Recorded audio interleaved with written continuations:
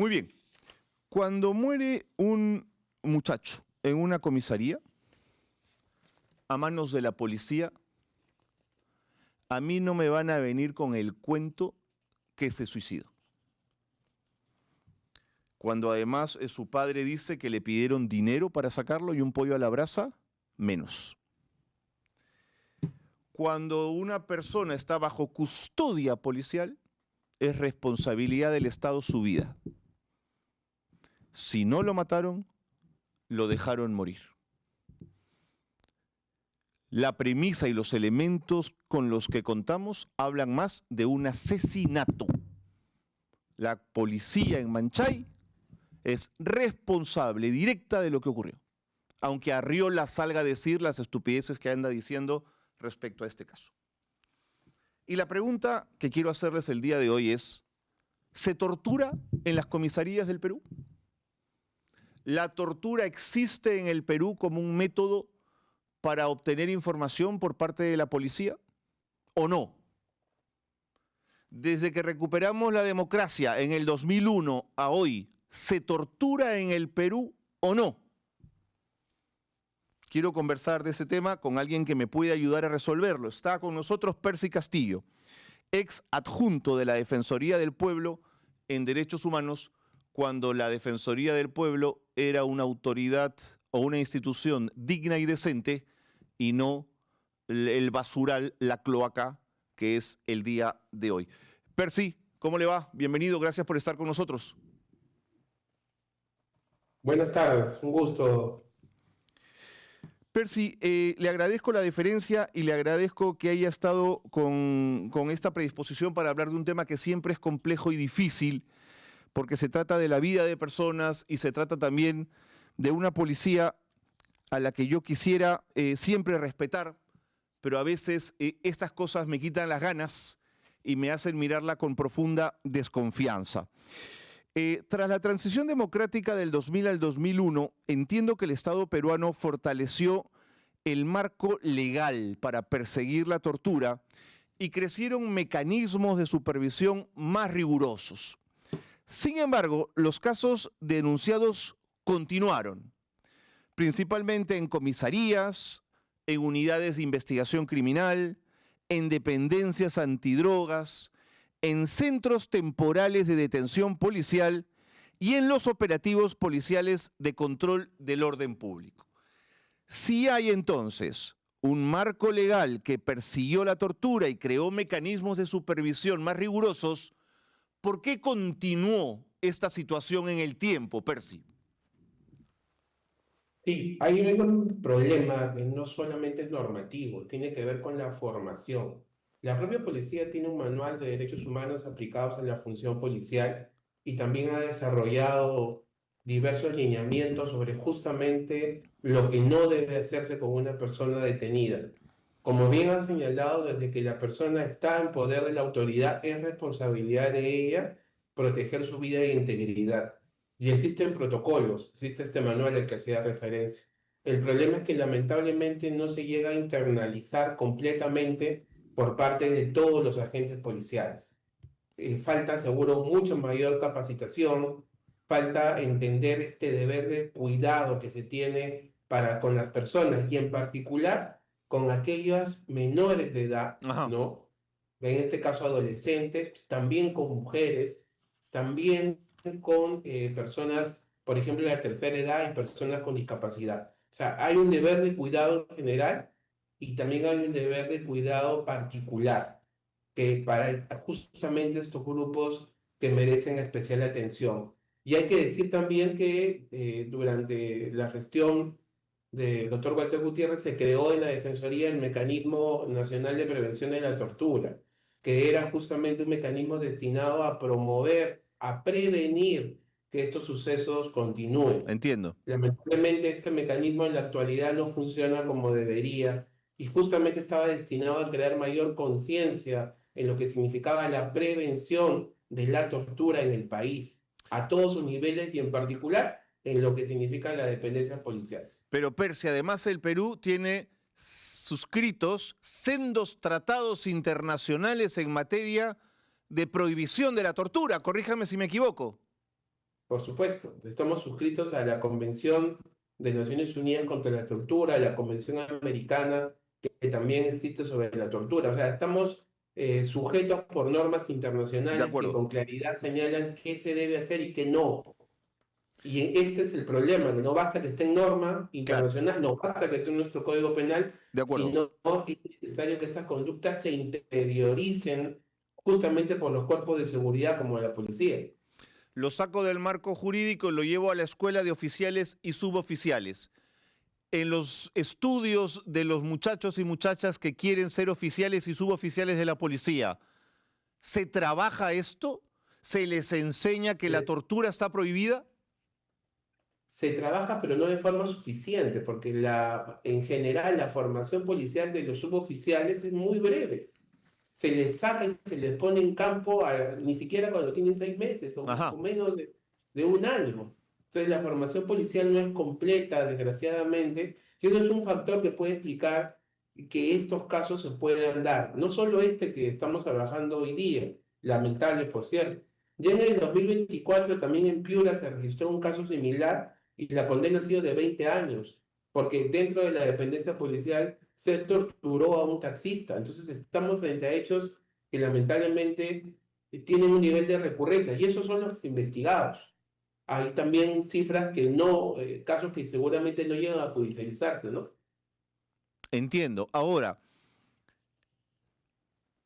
la discusión es, ¿podemos decir que en el Perú existe una política sistemática de tortura o no sería correcto decirlo?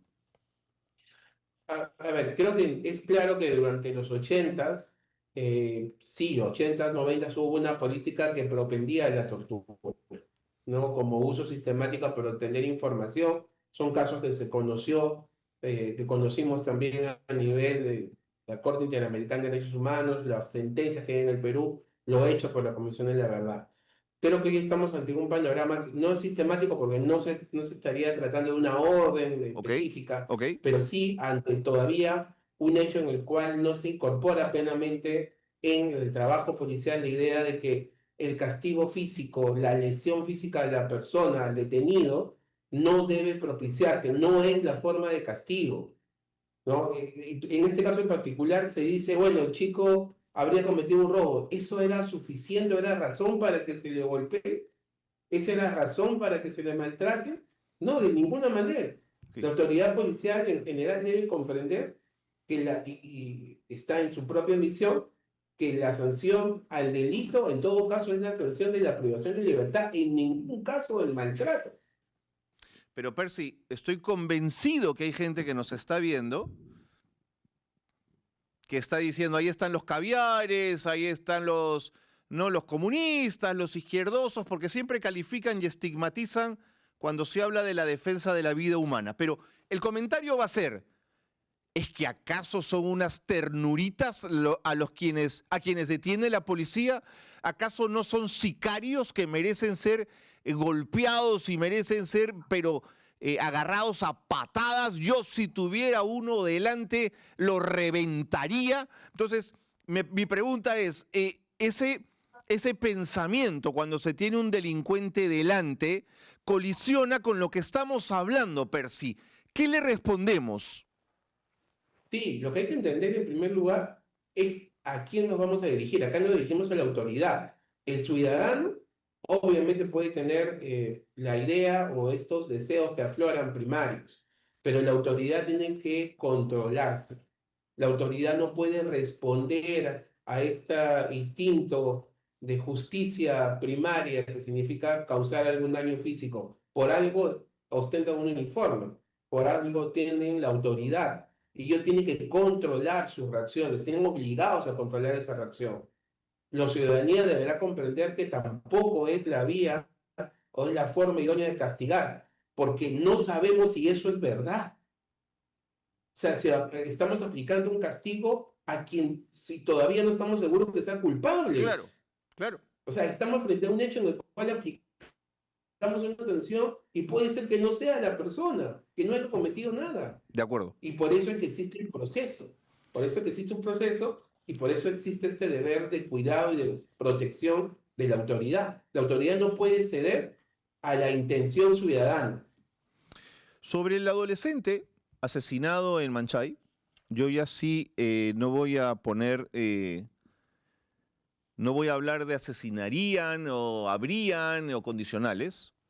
Primero por varias razones. Al menor de edad, según fuentes periodísticas a las que he podido más o menos acceder, al menor de edad que asesinaron en la comisaría de Manchay le encontraron un papel en el bolsillo, una suerte de declaración jurada, que decía que había recibido buen trato y firmada con la huella digital del joven. O sea, le tomaron la huella ya fallecido.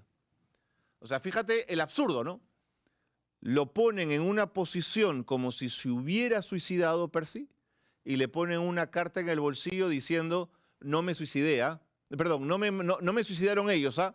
Fui yo. O sea, fíjate la pobreza de celada, de armado de una situación absurda. Eso por un lado. Luego el comunicado de la policía, que es inexplicable, que señala que se trató, según el Instituto de Medicina Legal y Ciencias Forenses, expidió un certificado de necropsia en el cual se consigna que la causa de muerte del joven de 17 años fue asfixia mecánica por ahorcamiento, teniendo como agente causante un elemento constrictor cervical. O sea que el muchacho se ahorcó. Con lo cual la pregunta 2 es, ¿y con qué se ahorcó? ¿Y cómo permitieron que tuviera un joven de 17 años los instrumentos suficientes en su celda para que llevara adelante ese ahorcamiento? Y tercero y último, Percy, para darte la palabra, el ministro del Interior en un comunicado recibió hoy a los padres del menor fallecido en la comisaría de Manchay. Es la primera vez en mi vida que yo he visto que el ministro del Interior recibe a los padres de alguien que se suicida en una celda. Es una cosa, para mí, primera vez, rarísima. Percy, ¿qué te parece todo esto?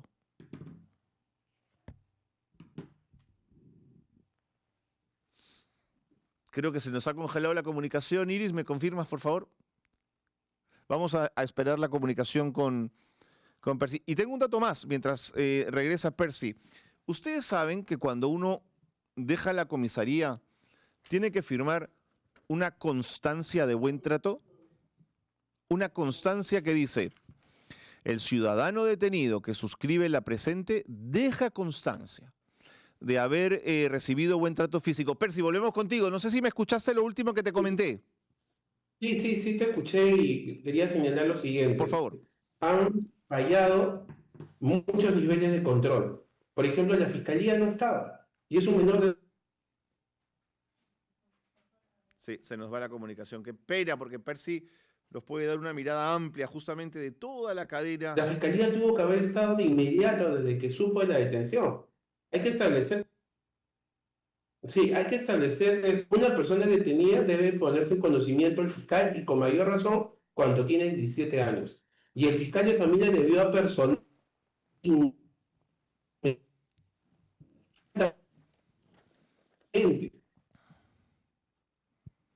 Debió estar ahí para el fiscal. Se le avisó al fiscal, es otro aspecto que queda todavía en la incertidumbre.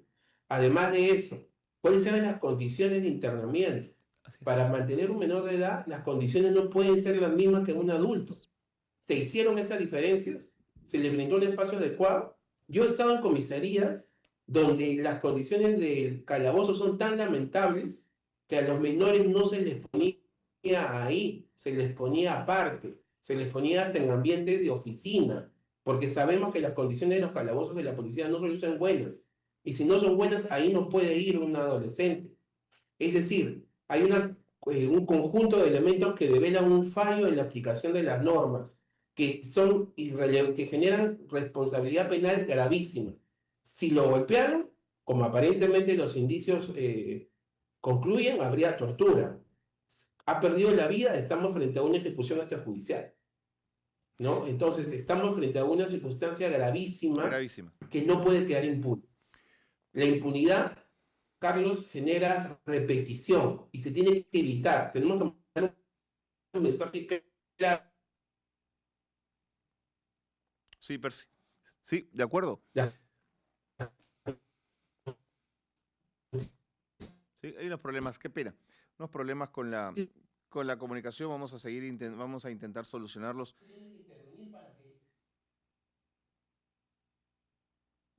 Sí, lo del fiscal es clarísimo. El comunicado no habla de fiscal, por ejemplo. Del fiscal de familia no está aquí. No está presente. Y es una pena. Es una pena y es un delito, pues. Yo les estaba hablando de esta constancia de buen trato. ¿Sabían ustedes que cualquiera que sale de comisaría tiene que firmar este documento? Deja constancia de haber recibido buen trato físico y psicológico por parte del personal policial interviniente, quienes realizaron el procedimiento de detención y permanencia, y ha sido con dignidad y respeto irrestricto a los derechos humanos. Firma el instructor y firma el detenido. Ahí está en pantalla. Esto lo he obtenido de una revista legal muy conocida, por eso tiene el sellito arriba LP que comparto con ustedes. ¿Por qué tenemos que salir de una comisaría y firmar una constancia de buen trato? Porque lo habitual es que haya denuncias de no buen trato. Por eso es que existen estas formas y esos formatos.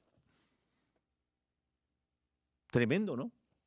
Que tengamos que la autoridad encargada de cuidarnos tiene que cuidarse en salud para que no digamos que nos trató mal y entonces firmamos una constancia de buen trato. Es tremendo. Y luego está la declaración del padre y de la madre. Pero el padre lo he escuchado yo diciendo en un programa de televisión, en un programa periodístico, diciendo que le pidieron 2.000 soles para liberarlo. Una hora después, el chico muere. Dinero y pollo a la brasa, ¿no? Como para ponerle la cereza sobre el helado. 17 años.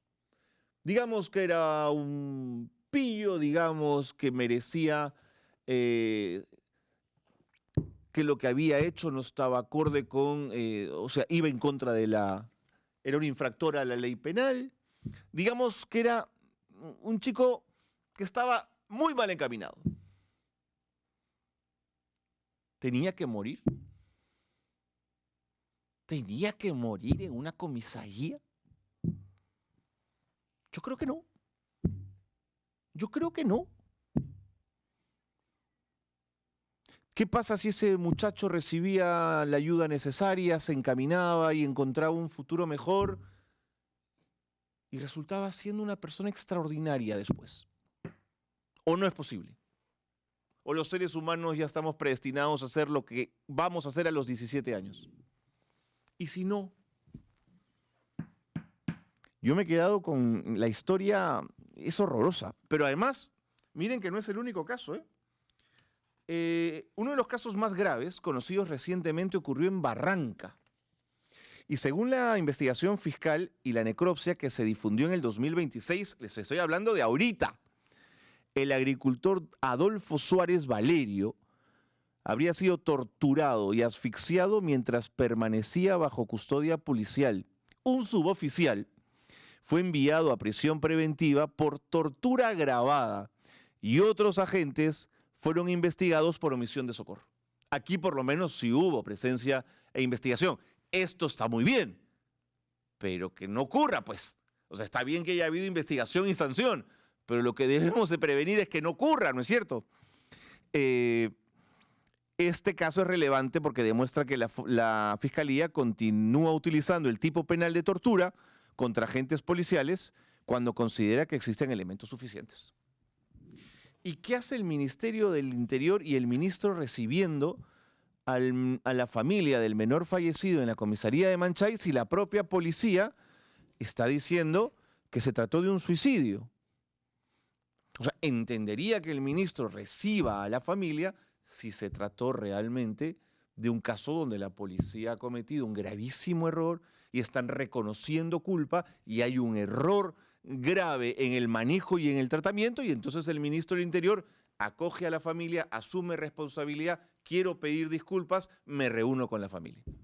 Pero si se trató de esto que está diciendo la policía, ¿cómo correlaciono, cómo ligo, cómo vinculo una cosa con la otra?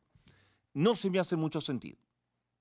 Por eso lo pongo a disposición de ustedes, quizás tienen algún comentario y podemos conversarlo, pero pero lo cierto es que ambos comunicados me parece que pueden hacer cortocircuito. Pero tengo un dato más para compartir con ustedes, porque también hay que pensar que las comisarías, y ahora sí hay que mirar la situación de la policía, las comisarías donde trabaja la policía están en tal estado y son tan desastrosas que a veces las carceletas, primero que no todas las comisarías tienen carceleta, y las que las tienen, habría que ver en qué condiciones las tienen. Y si hay una para hombres y otra para mujeres.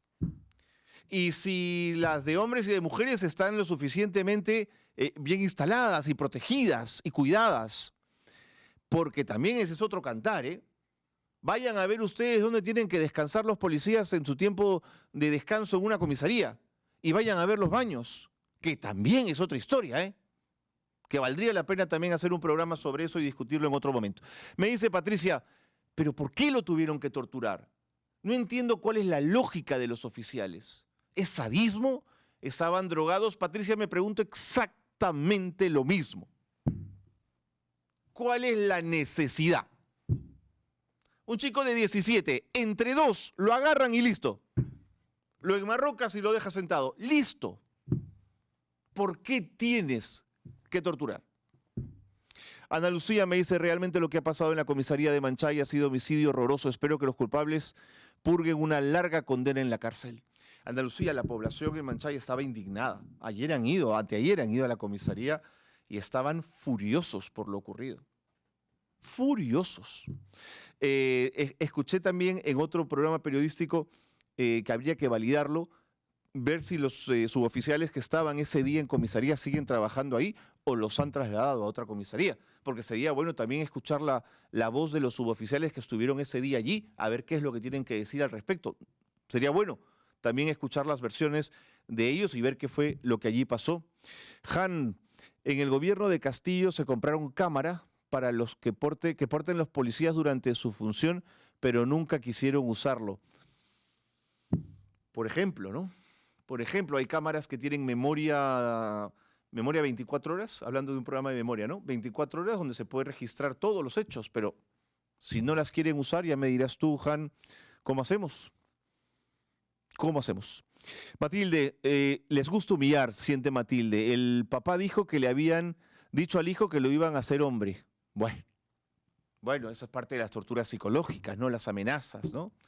En fin, tremendo. Ruth, las policías se protegen entre ellos y con esa ley que van a ser juzgados en el fuero militar no encontraremos justicia nunca. Ruth, es que yo se lo iba a preguntar a Percy, pero tuvimos ahí justo el problema con el Zoom. Como es un delito de función, o sea, esto ocurrió mientras estaba bajo detención, mientras los policías estaban cumpliendo su deber, ya no va a ir al fuero civil, va a ir al fuero militar policial. Y allí los liberan, pues. Esa es obra de Rospigliosi y sus amigos y Fuerza Popular. Impunidad absoluta, lo que ha dicho Percy Castillo.